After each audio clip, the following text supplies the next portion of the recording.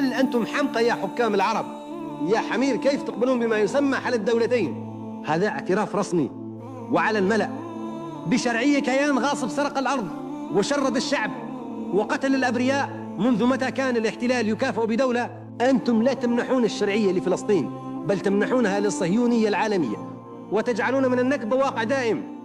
القضية ليست دولتين، القضية فلسطين الواحدة من البحر إلى النهر، فلسطين التي لا تتجزأ ولا تباع ولا تشترى، فلسطين لا تقسم، فلسطين كلها عربية من البحر إلى النهر، ولن تكون هدية للصهيونية على موائد الاستسلام. من يوقع على حل الدولتين يوقع على شهادة استسلام للأمة كلها.